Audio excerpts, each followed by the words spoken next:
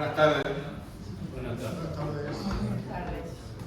En primer lugar quiero agradecerle a los integrantes de la Asociación Histórico-Cultural de la Gesta 25 de julio y al coronel director del Centro de Historia y Cultura Militar de Canarias, don Santiago Conde de Arjona, las gestiones y la cesión de las instalaciones en donde nos encontramos. Y también agradecérselo también a todos ustedes, que entre, supongo, el amplio abanico de cosas que podían haber hecho esta tarde, incluso ir a ver al Tenerife, pues han decidido pasar este rato con nosotros. En la década de los 80 del pasado siglo, en un estanco, ya no existe, un estanco que estaba en la carretera de la Cuesta, en la carretera Santa Cruz Laguna, ahora es Avenida de los Mercedes,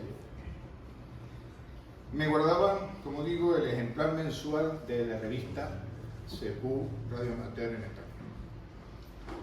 Pasábamos por la carretera, yo tocaba la pita, miraba para el estanco, y don Pepe Luis, que era el dueño del estanco, me hacía, que significaba que está la revista, o la revista me llega. Aparcaba un momento en el carga y descarga, y mi mujer se bajaba a por la revista y los periódicos. En el mismo coche, y sin salir del aparcamiento, miraba el índice de la revista, buscando principalmente dos secciones. Una, la de nuestro admirado y recordado Francisco José Dávila, de A8 España Xilófono sobre propagación. Y la otra, la de Luis del Molino. Multitud de temas, multitud de artículos, todos de títulos atractivos. La importancia o no de la ROE, las ondas estacionarias y la resonancia de una antena, en fin, cosas que te invitaban a leer, por lo menos a mí, en aquellos primeros años. Eran temas tratados muchas veces desde perspectivas diferentes. Daba ejemplos, daba datos que te invitaban a probar lo que decía aquello, a ver qué era lo que pasaba. Artículos y entrevistas a centenares que ya, las mal llamadas ya, nuevas tecnologías, gracias a ellas han sido reproducidas, indexadas, guardadas y puestas a disposición por expreso deseo del autor, para que en muchas ocasiones se puedan disponer de ellas tanto el público en general como los radioaficionados en particular. Decenas y decenas de artículos sobre los más variados temas relacionados con la radioafición, muchos de los cuales están en este libro.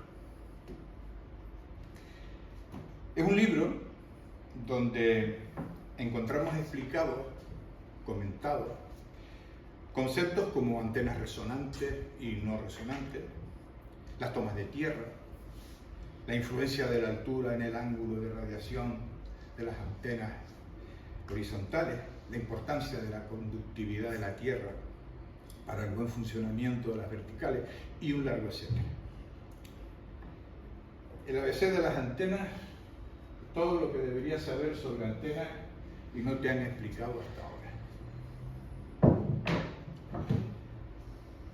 Es de esta clase de libros que se pueden abrir por cualquier página y cerrar por cualquier página. Se parece más a un diario de a bordo que un tratado científico. Páginas todas aparentemente iguales y todas diferentes, como las olas de nuestro mar. Son las mismas y distintas. Un libro con muchos capítulos para leer en orden o en desorden, saltando algunos y releyendo otros. El ABC de las antenas. Todo lo que deberías saber sobre antenas y no te han explicado hasta ahora. Tenemos la suerte de tener con nosotros a su autor, Luis del Molino.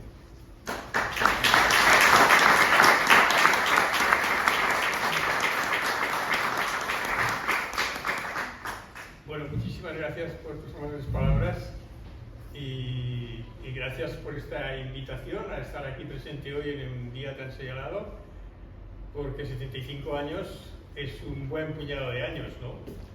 Y a mí me gustaría también llegar a cumplirlos como radioaficionado, pero bueno, eso es un deseo que no estoy muy seguro de que se vaya a cumplir, ¿no? Pero por intentarlo que lo quede. Y más o menos aquí se resume lo que he aprendido en los... Yo casi ya estaré llegando a los 65 años de radioafición, ¿no? Porque empecé también a meterme en este mundo de la radio con 14 o 15 años. A los 16 ya conseguimos haciendo trampas, gracias a ciertas influencias, tener un indicativo cuando no se podía tener hasta los 18 años.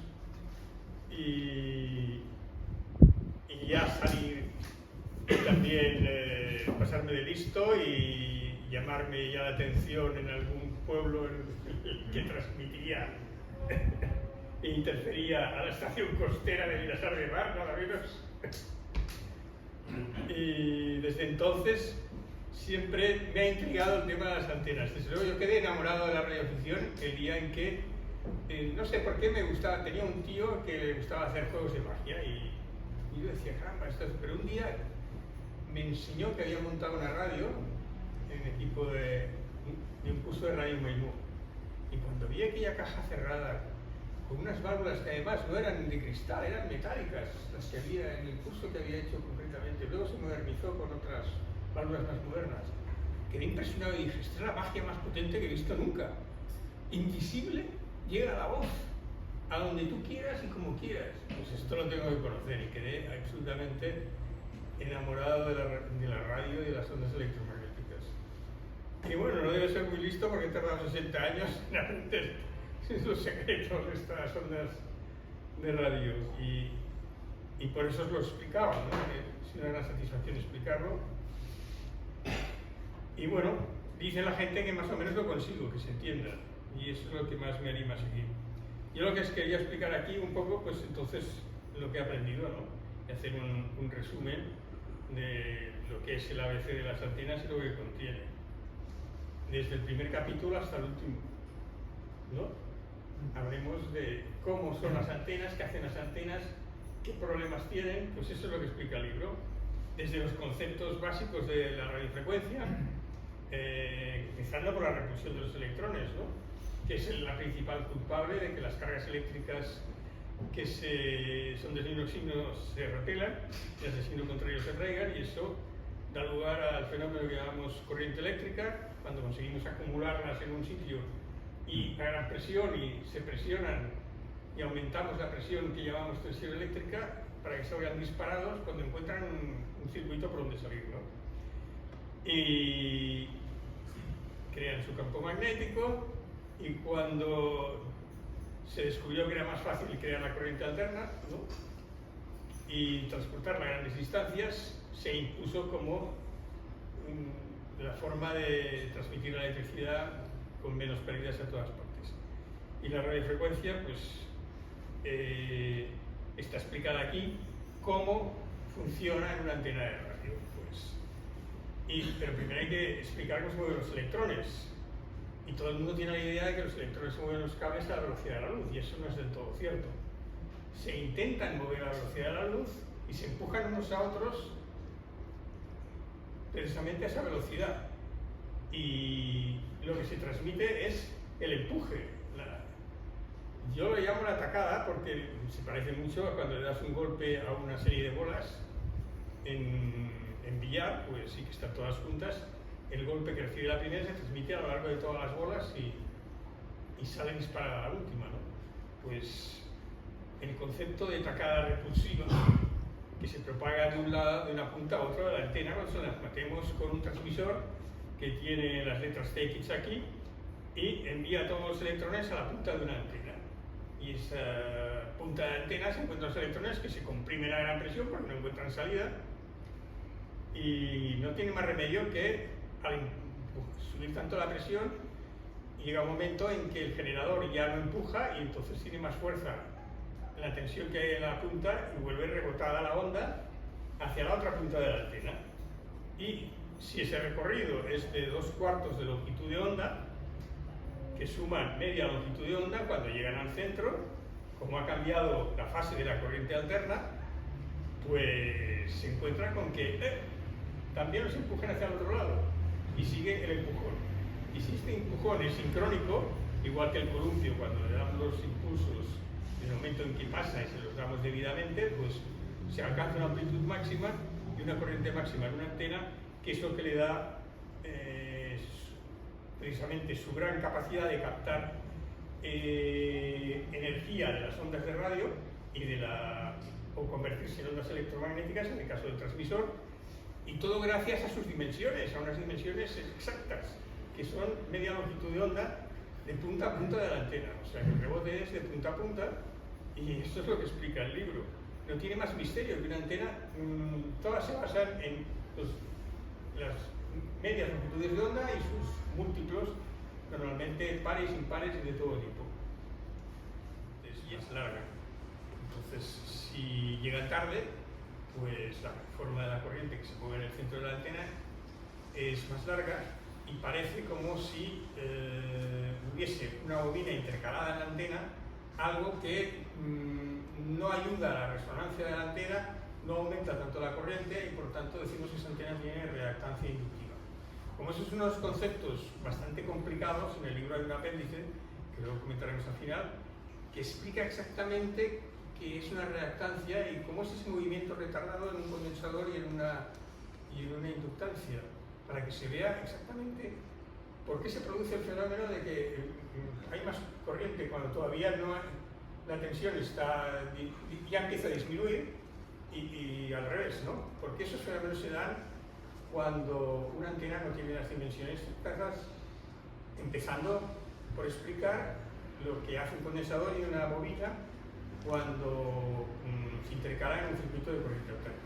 Entonces, a partir de ahí, ese fenómeno lo trasladamos, lo medimos, lo trasladamos a una antena y por eso lo llamamos exactamente reactancia capacitiva e inductiva, como una especie de disminución o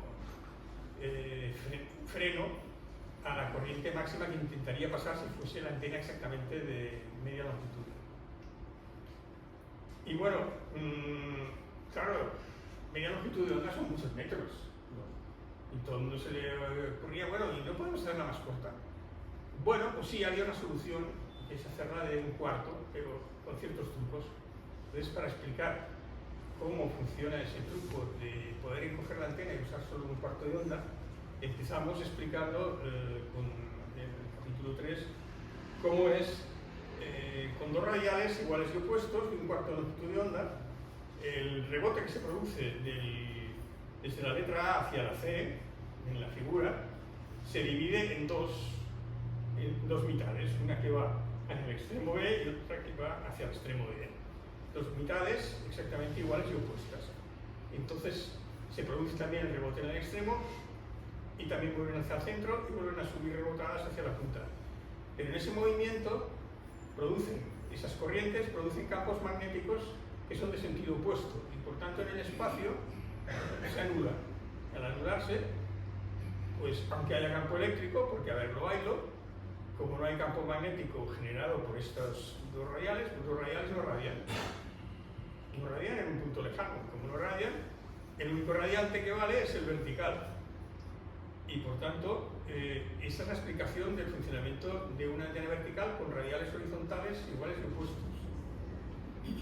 Y entonces enseguida viene la idea de decir, bueno, y si en vez de uno son infinitos los radiales que ponemos, que es el monopolo en la onda cuartos con tierra natural, conductora. La tierra es conductora, pues aprovechamos. Y ahora en vez de dos radiales iguales y opuestos tenemos infinitos, iguales y opuestos. Pasa lo mismo, la tierra no radia, simplemente es el monopolo porque la Tierra sirve de punto de apoyo para enviar el impulso repulsivo hacia arriba, hacia la punta, y cuando vuelve, pues es capaz de absorber los electrones rebotados desde arriba y volverlos a enviar en el siguiente ciclo de media longitud, de media onda. Pero ahí topamos con un problema, y es que, claro, tenemos que conectar la antena a la Tierra. Normalmente la masa del coaxial va a Tierra y esa conexión es problemática. ¿Por qué? Pues porque ahí hay una resistencia normalmente superior a la prevista. Una resistencia que tiene que atravesar para llegar a la Tierra. Ese contacto es difícil y se puede hacer con muchas picas, se puede hacer de muchas formas, luego se explica mucho más a fondo, pero ya se empieza a explicar que esta antena tiene un problema de eficiencia, porque en esa conexión a Tierra, ahí se pierde mucha potencia. Es muy difícil un dipolo, que ya se explica horizontal, de media onda, se comporta con una antena de 72 ohmios en el espacio. Cuando la cortamos por la mitad y es una de cuarto de onda, se comporta como una resistencia de 36 ohmios, el monopolo. Pues la resistencia de Tierra, hombre, si solo tuviera 3 ohmios sería fantástico, pero claro, eso es dificilísimo conseguirlo. Y lo más fácil es que tenga 30 ohmios también. Pues si una tiene 36 y la otra 30, hemos dejado la mitad por el camino. Mal negocio. O sea que las antenas de Tierra con planes de Tierra realmente son un mal negocio. Y ese es el problema del monopolo, que es muy bonito, muy corto, muy cómodo, pero malo de rentabilidad. Entonces, tenemos que tener en cuenta que la Tierra no radia, sí que refleja cuando enviamos con la reacción del monopolo vertical, refleja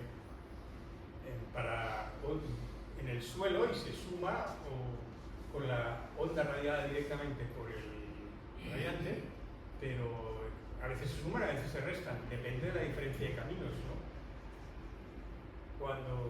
Aquí no he puesto la ilustración al respecto, pero sí se ve, normalmente con toda reflexión el ángulo de incidencia y el de reflexión son iguales y por consiguiente tiene que sumarse con la misma onda radiada por el monopolo. Entonces ahí tenemos un problema, que es que la conductividad de la Tierra es vital para que esta reflexión sea buena en la proyección vertical. Desgraciadamente es peor que la reflexión de la misma onda con campo eléctrico horizontal.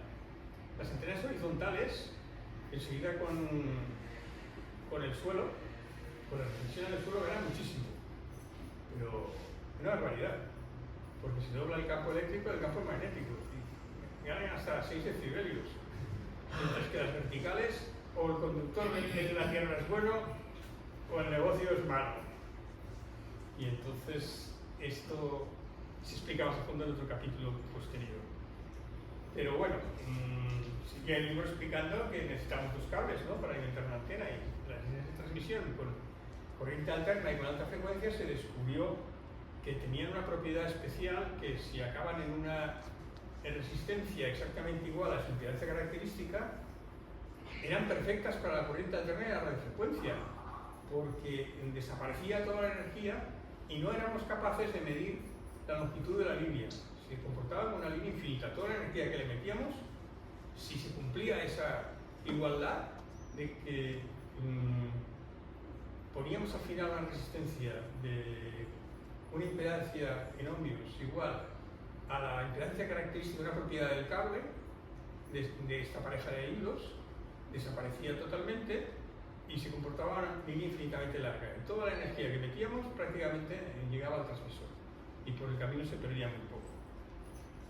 Entonces, esto no siempre es así, porque algunas veces no se cumple, ¿no? La resistencia que hay al final no es exactamente de 50 ohmios, que es la que en transmisión a nosotros nos interesa más, y entonces se produce una reflexión hacia atrás de la energía. Parte de la energía vuelve de vuelta.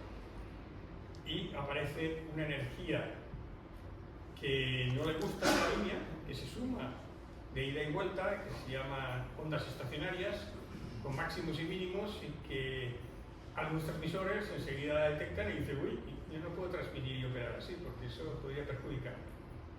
Y empiezan a frenar la transmisión.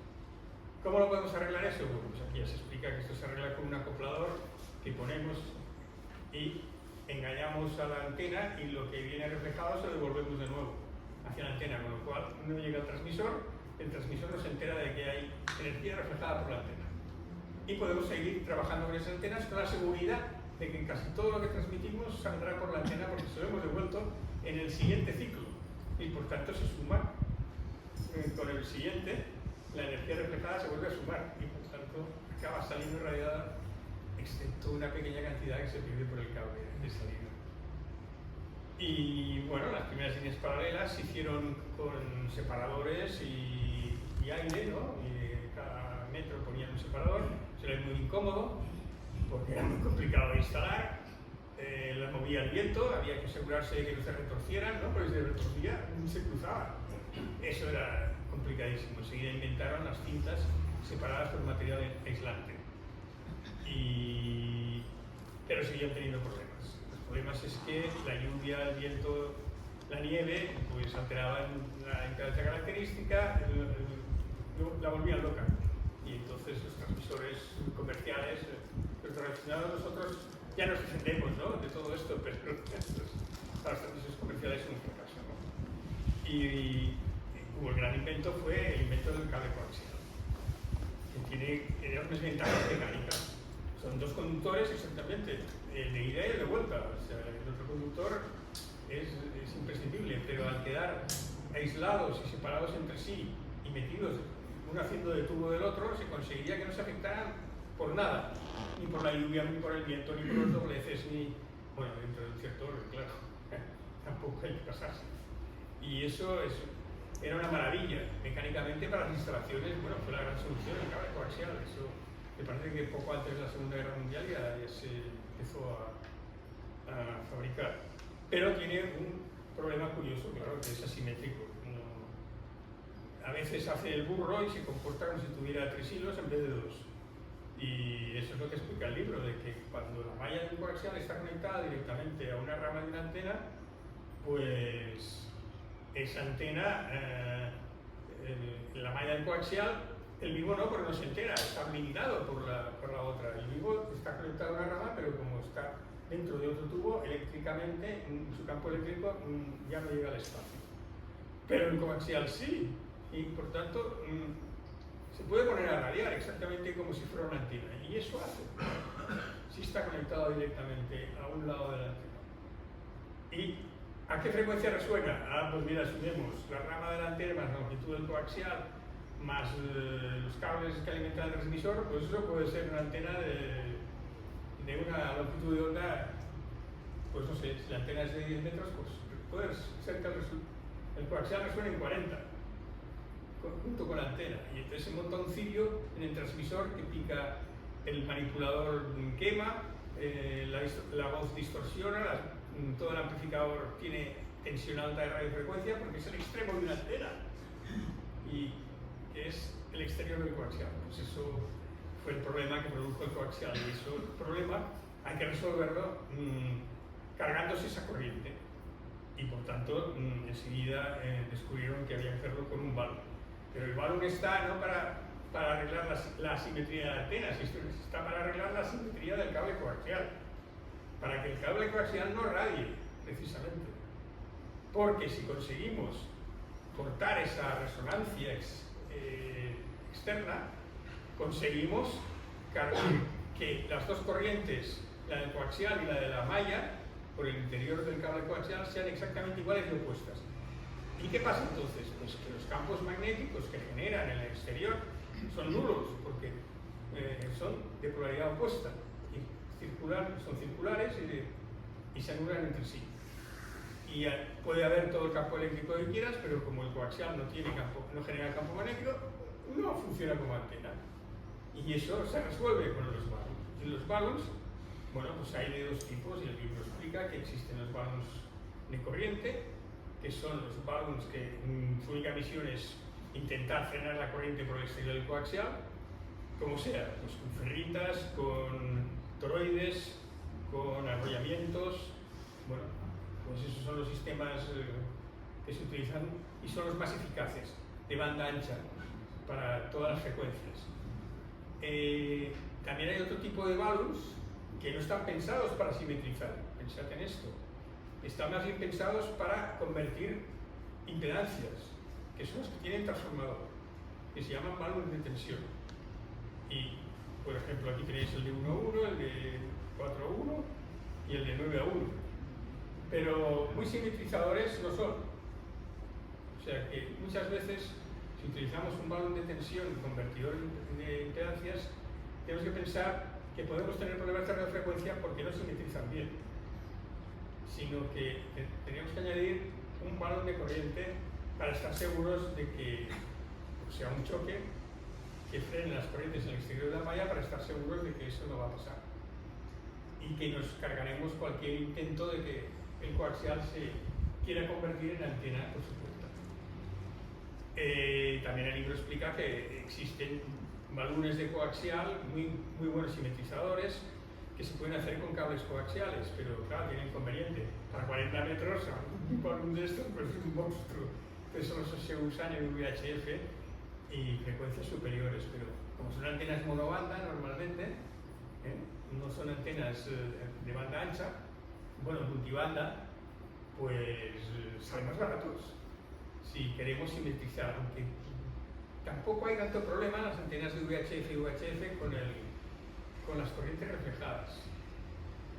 Primero, porque normalmente están muy bien adaptadas, porque son monobanda, y si no están bien adaptadas, bueno, pues la hemos fabricado mal, ¿no? No tienen 50 ohmios, nos han engañado. Pues está mal montada, tiene un defecto, hay que arreglar la antena. No vamos a usar un acoplador, por eso sería absurdo. Tiene una antena de 144 que no va y que tiene una ROE elevada, pues ahora se ha roto esa antena, ¿no? Si no lo arreglas, pues intentas apañarlo y te tapas los ojos, pues las pérdidas en los cables coaxiales se disparan por culpa de la ROE y VHF y UHF. También sale por otros lados del libro. Y bueno, enseguida llegamos a las tomas de tierra del capítulo 6, que son esenciales, las de protección personal, ¿no? Porque tenemos que protegernos de las descargas eléctricas. Normalmente y afortunadamente, modernamente, todas las casas modernas tienen un tercer hilo y todos los equipos y todas las fuentes de alimentación, con cara y ojos, llevan el tercer hilo que pone a tierra el equipo correspondiente, si está alimentado. Si no existe esa instalación, tenemos un problema, tenemos que suplirla y poner una toma de tierra común. Y el libro explica que eso es un problema si circula radiofrecuencia por esa toma de tierra. Ese es el problema que se plantea. Por ejemplo, aquí tenemos el consejo de los fabricantes para evitar problemas de radiofrecuencia, que en vez de recomendarte que por todos que pongas valores, te dicen pon tomas de tierra común para quitar la radiofrecuencia en tu transmisor. Eso nos decían cuando empezábamos en la radio. Sinvergüenzas, que no sabían lo que decían. ¿Por qué? ¿Y si circula la radiofrecuencia por esa toma de tierra y conseguimos que funcione? Porras, la toma de tierra tiene radiofrecuencia y está transmitiendo dentro de nuestra estación. Y encima, en recepción, no está recibiendo nuestra antena, está recibiendo todo hasta la toma de tierra. Esa es nuestra antena receptora. Y coge todos los ruidos que capta alrededor. Por tanto, siempre ha sido una solución estúpida la toma de tierra común. Si tenemos que ponerla y no tenemos más remedio, lo que tenemos que... Espera, tengo que ir para adelante.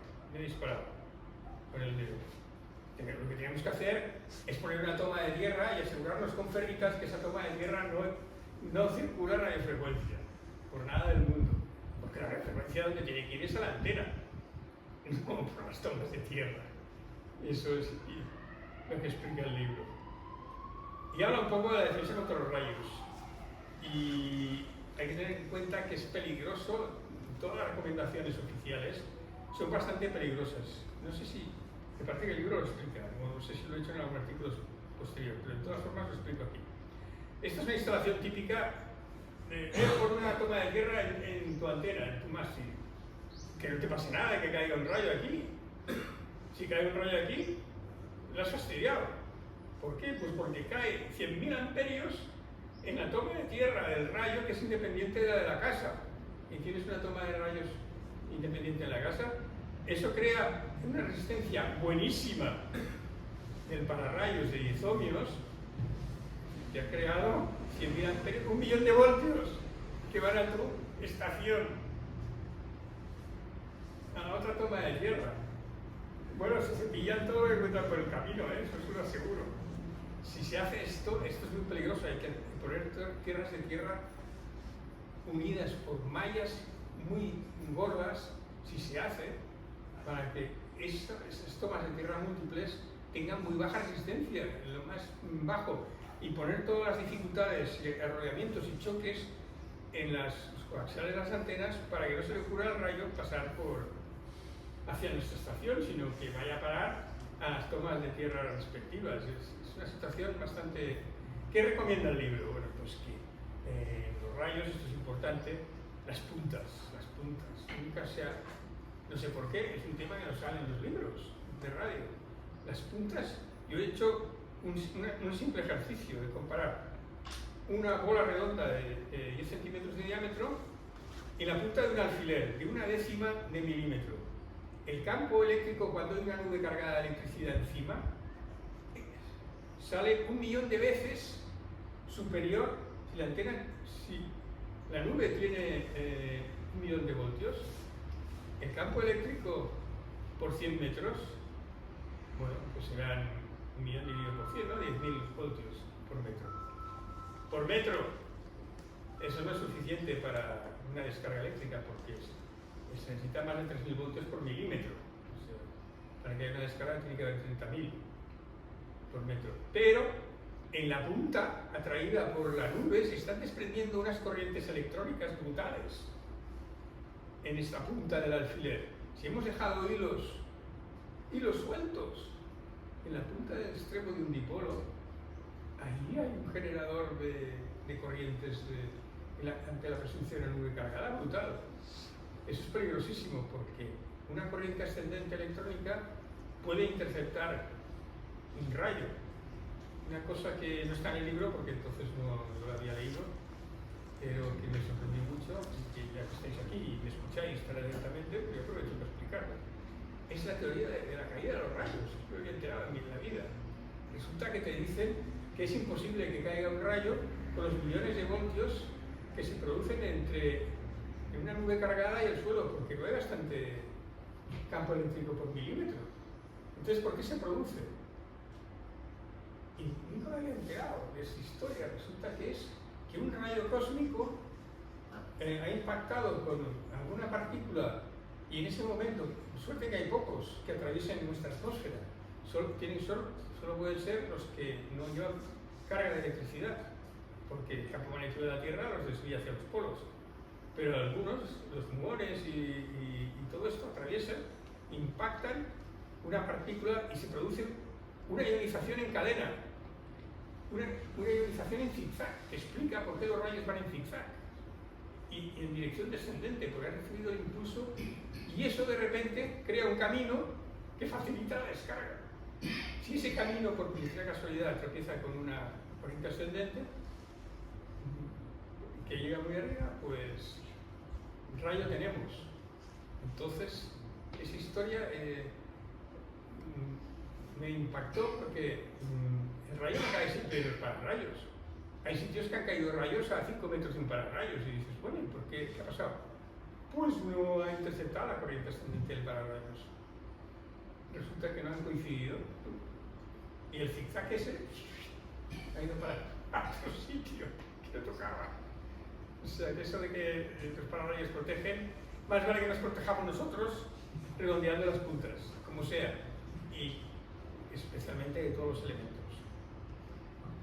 Y pasando a otro tema, como el palito 7, la importancia de la ROE, o no, como decíamos antes, no es importante si no pasa de ROE 2. Hay gente que me dice, es que tengo una ROE de 1,8, esto hay que arreglarlo la antena y hay que subir a ajustarla. Y yo digo, 1,8 yo me molesto en subirme a la antena a ajustar, tío, que no va a mejorar eso mucho, porque consigas 1,3 o 1,4 con 1,1.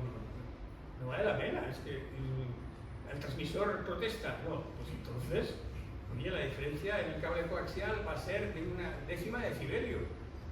Si el radio, para que alguien se dé cuenta de que has perdido potencia, se necesitan 3 decibelios para medirlo con precisión, se considera que un dB o 2 de diferencia en potencia no se nota. Es muy difícil medirlo. Por tanto, en ninguna, como pérdida, eso es indetectable. En fonía, vamos, ni por casualidad. En telegrafía, señatura, es muchísimo, puede ser que se note ese decibelio o 2, pero difícil, ¿eh? Pues una décima de decibelio que aumente las pérdidas porque hay una ROE inferior a 2. Yo tengo la suerte de tener un transmisor, por ejemplo, un Flex, que si no es superior a 3, ni se inmuta. Si sube de 3, empieza a protestar. Lleva acoplador automático incorporado, de forma que aprietas el botón y aunque sea superior a 3, pues la acepta y la devuelve hacia la antena. Y eso es en HF. En VHF, ojo, es todo lo contrario. Si hay ROE superior a 1,5, las pérdidas pueden llegar a doblarse. Yo no sé si aquí he llegado a poner, pues así, se me ocurrió poner los cálculos en un RG213 de 30 metros de longitud. Pero claro, en VHF las antenas son monobandas. Si hay ROE, es que hay algo mal hecho en la antena. Lo que tenemos que hacer es intentar que la antena, la ROE, la resolvamos, ¿no? Pero con ROE mayor de 1,5, pues aquí hay un ejemplo, 100 vatios en 144 megaciclos con un RG213 y una ROE de 2. Las pérdidas son de 60 vatios, quedan 40. O sea que hemos perdido 4 decibelios, una burrada. O sea que ahí más vale que la arreglemos en VHF o HF con las funciones superiores.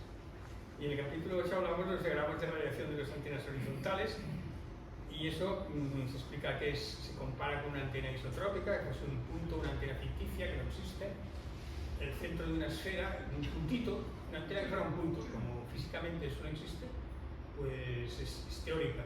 Pero se hace matemáticamente la comparación entre todo tipo de antenas en el espacio libre. Para comparar antenas tenemos que quitarlas del suelo. Y por eso se hacen cámaras anecoicas en que se quitan todas las reflexiones posibles. Modernamente los programas de cálculo de modelado de antenas son más exactos que las cámaras anecoicas si se puede conseguir hacer el modelo bien. De forma que han pasado un poco al polvo, están llenas de polvo. Y aquí se explica pues que en las antenas horizontales el problema es la altura sobre el suelo. Las antenas sencillas horizontales tienen las longitudes, las alturas óptimas son las que son múltiplos de media longitud de onda. Si son múltiplos de 1/4 de longitud de onda, como se ve que son las dos de la izquierda, la cosa es que dispara hacia arriba, no dispara hacia el horizonte. Y nosotros para los DX necesitamos que vaya hacia el horizonte. Para eso necesitamos colocarlas, pero claro, son 40 metros, me diréis, media longitud de onda en 40 metros son 20 metros. ¿Quién tiene una torreta de 20 metros para poner antena? Bueno, no todo está perdido. Si ponemos una antena directiva, y ya la altura ya no es tan importante. Ya no. Como luego, eso se ve en el capítulo de las Yagi, se explica un poquito de que la altura, los mismos diagramas con las antenas Yagi, la altura, bueno, influye un poquito, pero no tanto. De forma que podemos poner una Yagi a 10, 15 metros sin que... Bueno, si podemos poner una Yagi para 40 metros, bueno, eso es gloria, ¿no? Con elementos de 20 metros de longitud, eso no es tan fácil, pero bueno.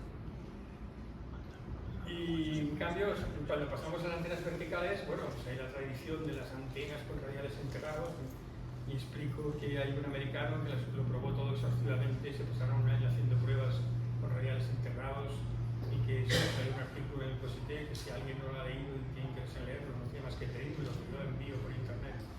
La copia traducida que se publicó, me parece que, no sé si fue en la UE, ¿no? O en la revista Círculo, no me acuerdo. Sí, fue en la revista. Sí, pues la tengo y descubrió que nada, si los radiales pueden estar encima del suelo, mejor que enterrados. Y si pueden estar un poquito más altos del suelo, todavía mejor. Y ya no hace falta poner muchos. Y si los puedes poner a 3 metros de altura, muchísimo mejor. Y ponerlos a más de 3 metros de altura que ya no sale a cuenta. ¿Por qué? Porque se gana décimas de decibelio. Entonces, con lo complicado que es poner una vertical y radiales a más de 3 metros y subirlo a más, ya no sale a cuenta. Es un negocio nefasto. Pero en las verticales la conductividad del suelo es muy importante, porque si no hay buena conductividad, las verticales se reflejan bastante mal en el suelo si no es muy buen conductor. Y buen conductor significa capa freática muy cerca de la superficie y también puede ser salada. Esos son lagunas, marismas y cerca del mar. Cuando tienes el mar como reflector y estás al lado, no a 100 metros, como reflector, las antenas verticales son fantásticas. Y también para que son fantásticas, cuando no tienes sitio para poner nada más, pues son fantásticas. La mejor antena del mundo. ¿Por qué? Pues no puedes poner otra. Y además son más multibandas. Estoy haciendo un artículo sobre eso. Que las verticales son más fáciles de hacer multibanda que no las horizontales. Que da muchísimo más trabajo. Con tanta bobina, tanto cable, eso es complicado. En cambio las verticales, pues venga, ahí. Vamos poniendo tramos, una bobinita, y todo es rígido, se aguanta muy bien. Y hay verticales de todo tipo. Pero bueno, yo empiezo hablando de las antenas de cable abierto, que son las que tienen puntas. Intento, no sé, decir por qué las antenas de cable abierto son más ruidosas que las antenas de cable que son cerrados. Bueno, pues explico unos cuantos modelos de antenas, ¿no? Cómo encogerlas, la antena que es la Bazooka, la Morgan,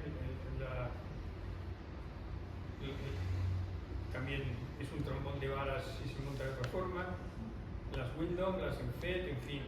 Y también hablo de las antenas no resonantes, que cómo se puede hacer trabajar con antenas resonantes. Las Enfet no resonantes, la G5RV también se explica, de 2x15 o 2x7,5, a la cual se ha dedicado mucha literatura.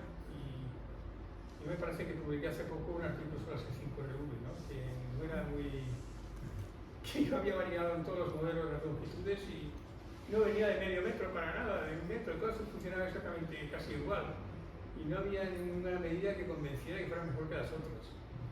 Y había descubierto, así, que si te equivocabas al hacer los modelos y resulta que modificabas un lado de la antena pero no el otro, era más multibanda que ninguna.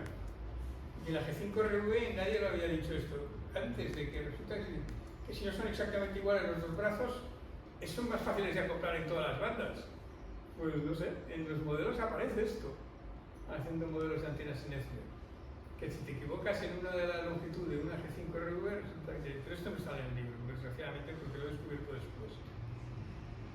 Y mi teoría sobre la diferencia de ruidos es que, quieras o no, en las puntas de una antena aparecen miles de voltios. Eso quiere decir que haya puntas o no haya puntas, hay emisión electrónica. Se dice que en los extremos de cualquier dipolo hay una resistencia ohmic, una impedancia de 3000 ohmios. Eso significa que hay una corriente de fuga equivalente sobre 3000 ohmios. Por tanto, hay una corriente que será de microamperios, de miliamperios. Y lo hay. Y si pones kilovatios, pues hay miliamperios. Esa corriente de fuga en transmisión produce ruido. O sea que un tío que está transmitiendo con una antena abierta está produciendo ruido por sus puntas, porque no tiene más remedio, hay una fuga de electrones. Mientras que las antenas de cable cerrado, que además acostumbran a ser de una longitud de onda completa, pues no hay estas fugas, por tanto no se generan en transmisión y en recepción tampoco, y son algo más silenciosas, pero no encuentro otra explicación. Te dicen, no, es que el campo magnético... Bueno, sí, las antenas de cable cerrado reciben algo más de energía que la onda electromagnética porque reciben más energía además del campo eléctrico, también reciben energía del campo magnético, mientras que la antena, dijéramos, de cable abierto, horizontal o vertical, solo recibe energía del campo eléctrico. El campo magnético prácticamente no le sirve para quitar los electrones en la antena. Y bueno, pues se habla de las tres clásicas, ¿no? La cúbica, el dipolo plegado y la delta. La antena delta, ¿qué ventaja tiene? Una ventaja que explico aquí, porque salen mucho más multibandas. ¿Qué pasa? Que es mucho cable y es difícil montarlo. Pero imagínate que tienes una antena de onda completa para 80 metros con 40 metros de cable. La pongas como la pongas, claro, a veces, pues que eso responde en todas las frecuencias, todas las bandas radioaficionadas, prácticamente.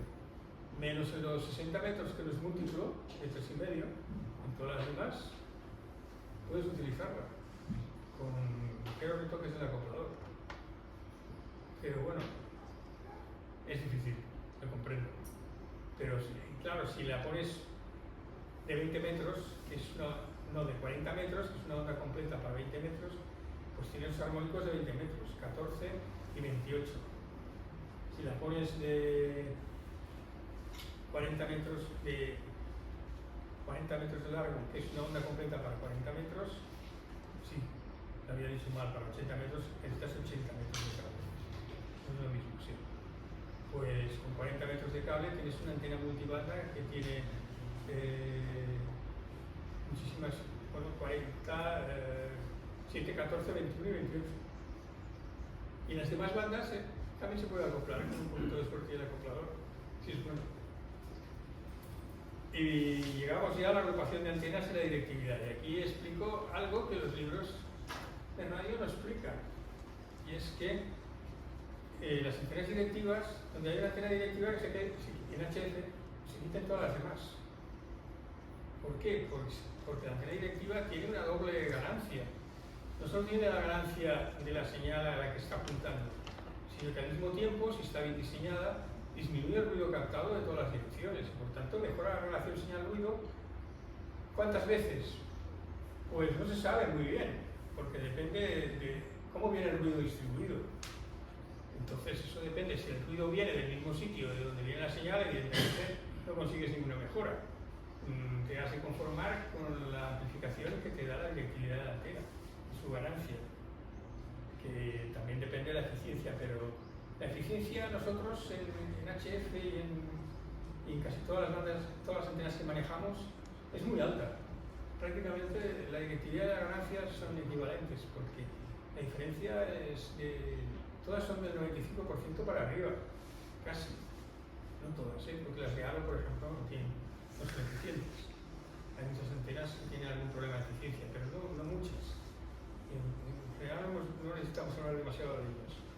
Pero sí que la mejora de la directividad cuando hay ruido, que es en HF, las bandas de 80, 40, 20, 15, a partir de 15 el ruido exterior ya no es tan importante, ya empieza a ser importante la sensibilidad del receptor, que no tenga ruido propio. Pero en todas estas bandas el efecto es fantástico. O sea, el que tiene una buena directiva, no digamos el que tiene una directiva de 40 metros, hace contactos que la gente no oye a los corresponsales, pero nada, ni por asomo, con una vertical o con un dipolo. Nosotros tenemos un ejemplo allí en Tarrasa, el A3 Japoneco, que tiene una torreta de 40 metros de alto y tiene una directiva hasta los Estados Unidos de 3 elementos para 40 metros, y tú no oyes sus corresponsales. Y la gente cree que se los inventa, y no es verdad. Porque él recibe lo que no recibe nadie. Que tenga antenas mediocres o de mitad de altura.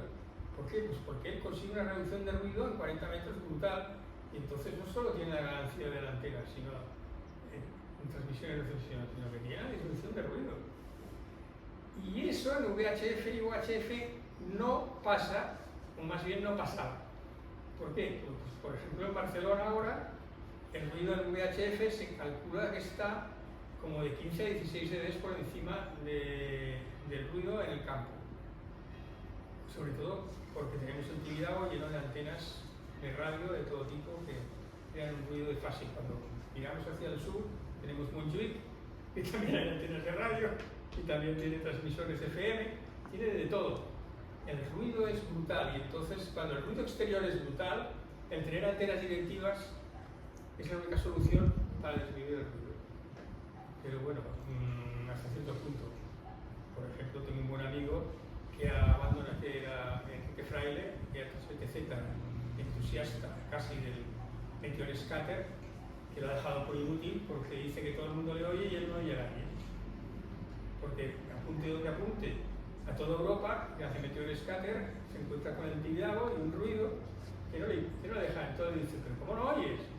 No hay manera. Y ha puesto agrupaciones de antenas directivas en 144, ha hecho instalaciones, bueno, es profesional, es socio de una empresa en instalación de antenas que tiene, y se ha montado una torreta con ascensor, o sea, que casi nada, con 4 directivas y no, al final ha dicho, lo ha dejado por inútil, ya ha desmontado todo, ha dicho que se va a dedicar a los 10 gigaciclos a partir de ahora.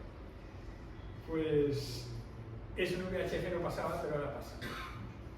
Es una pena.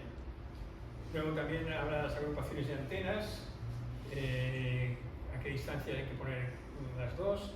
Hay unas fórmulas muy bonitas ahora no me acuerdo, de 1 a 7 me parece, que comento en el libro.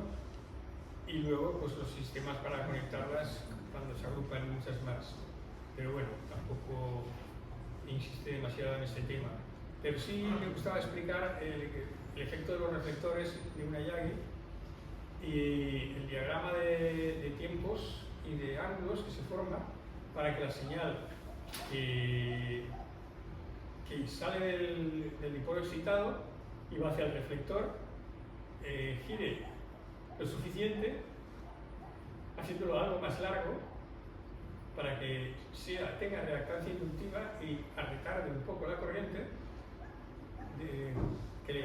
inducida por la tensión que le envía el excitado, y de esa forma se consigue que refuerce la señal hacia adelante y la elimine hacia atrás, que es lo que se explica también.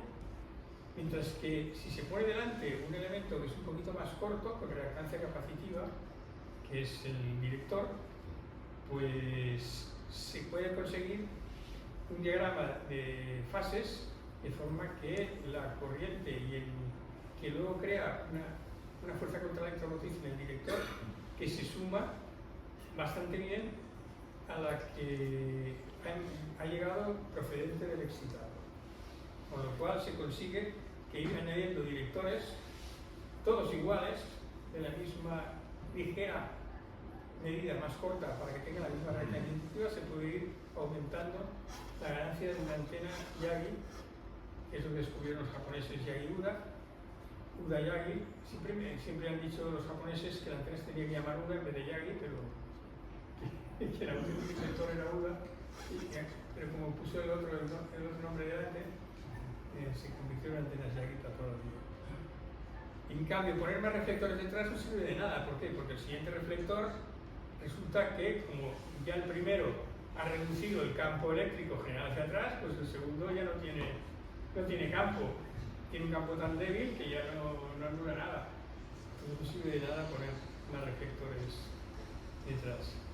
Y finalmente, pues, como os digo, hay un gran apéndice que se explica muy a fondo cómo se carga y descarga un condensador en corriente alterna.